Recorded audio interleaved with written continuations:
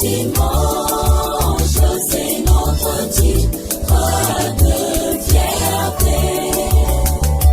Dans un membre de l'Église, nous bâtirons la chrétienté.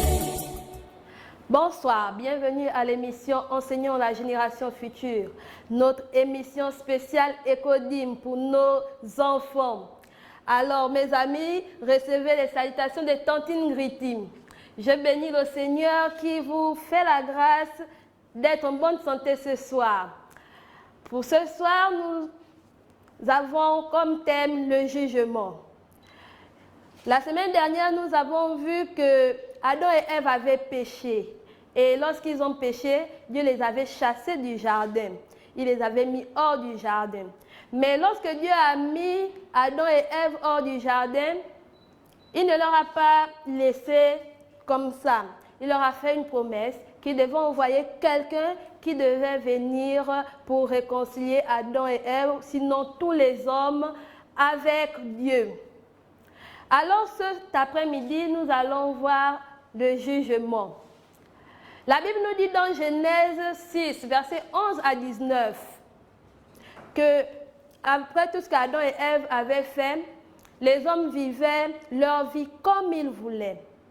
Les hommes se battaient, les hommes montaient, les hommes volaient. Ils passaient leur temps à faire tout ce qui était mal.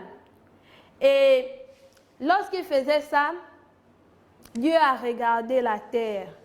Il s'est rendu compte que la terre était remplie de mauvaises choses. Alors, lorsqu'il regardait la terre, il s'est rendu compte qu'il y avait une personne sur la terre qui n'était pas comme les autres. Cette personne faisait toutes les bonnes choses possibles.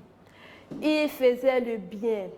Il parlait avec les autres. Il n'insultait pas. Cette personne, c'est Noé. La Bible nous dit que Noé était un homme juste. Il faisait tout ce que le Seigneur demandait. Alors Dieu va dire à Noé, je vais détruire la terre. Mes amis, imaginons un peu aujourd'hui, on nous dit que Dieu va détruire la terre. Dieu va tuer tous les hommes qui vivent sur la terre. Il va tuer toutes les femmes, il va tuer tous les enfants. Et lorsque on va te dire ça, comment tu vas te sentir?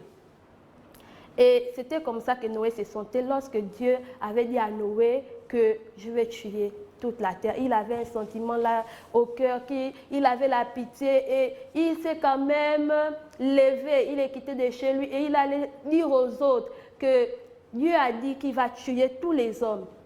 Mes amis, on ne le croyait pas. Les gens se moquaient de lui. Dieu a dit ça. Non, Dieu ne peut pas détruire la terre.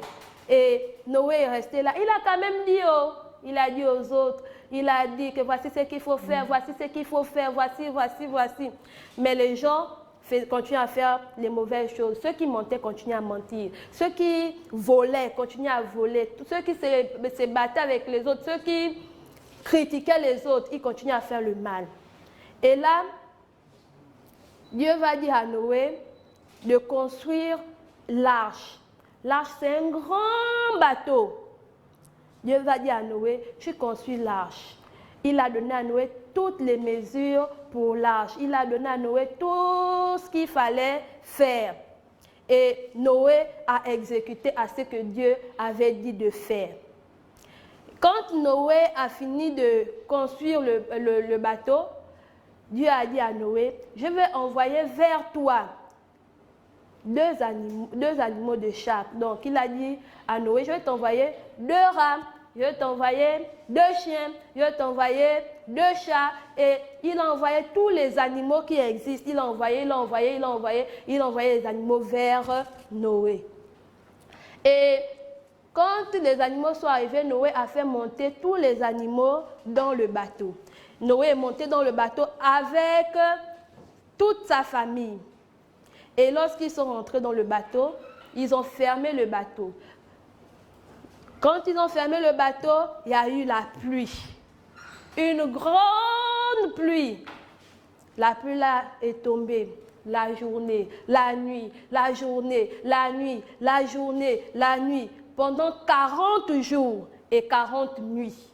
Il y avait la pluie, il y avait la pluie, il y avait la pluie, il y avait la pluie.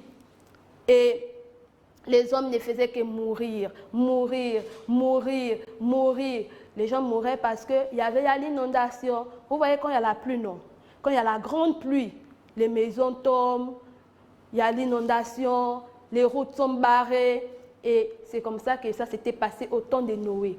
Il y a eu l'inondation. Tous les hommes qui n'étaient pas montés dans le bateau, tous les hommes, tous les enfants, toutes les mères, tout le monde était mort. Et quand ils sont morts, Noé était dans le bateau avec ses enfants.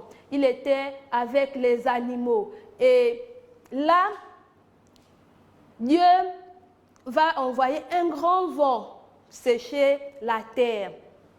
Noé va d'abord faire sortir un oiseau qui va partir, tourner et il va revenir parce qu'il n'y avait pas la place pour qu'il puisse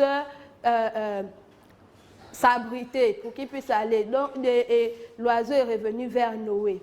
Quelques temps après, Noé a encore fait sortir l'oiseau qui est parti et l'oiseau est venu avec une fleur puisque ça commençait à sécher. Dieu a fait passer un grand vent pour sécher la terre. Et pendant ce temps-là, Noé est resté dans le bateau avec ses enfants. Certainement, il s'est dit que ça, Dieu m'aime. Et avec ses enfants, ils sont restés à l'intérieur. Et quelques temps après les 40 jours de pluie et les 40 nuits de pluie, les mois sont passés et la terre a séché.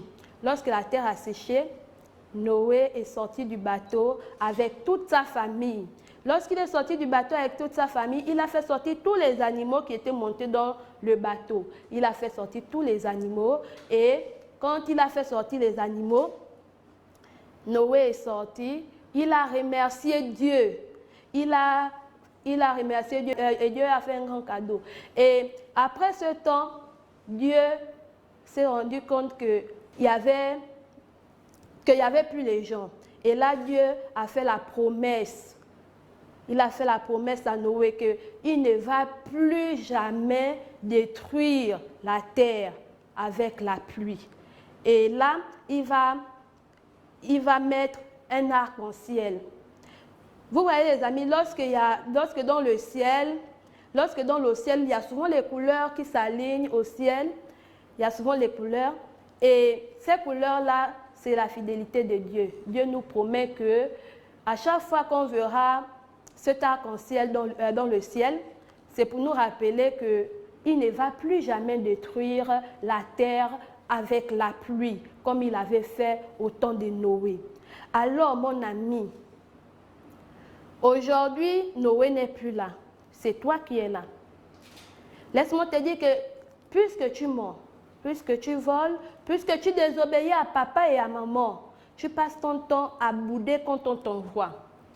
Laisse-moi te dire qu'à cet instant-là, ton cœur est sale. Et lorsque ton cœur est sale, tu n'es pas en relation avec Dieu.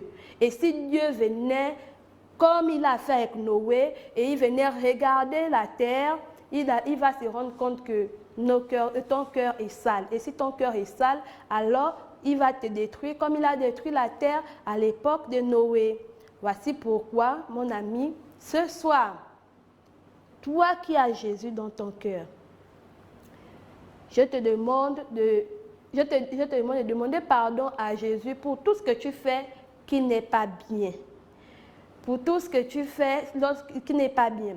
Mettons toi qui n'as pas encore accepté Jésus dans ta vie.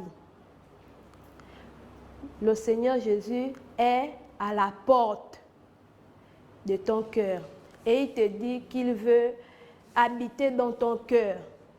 Alors, si tu veux que Jésus habite dans ton cœur, il suffit juste que tu l'appelles pour qu'il vienne. C'est pour cela que je vais prier avec toi qui n'as pas encore Jésus dans ton cœur. Je veux que tu mettes juste ta main sur le cœur, que tu fermes tes yeux Et ensemble, on va prier pour demander à Jésus de venir dans ton cœur. Prions. Seigneur Jésus, merci parce que c'est toi qui m'aimes. Merci parce que malgré tout ce que je fais, je mange, je vole, toi tu es celui-là qui m'aime.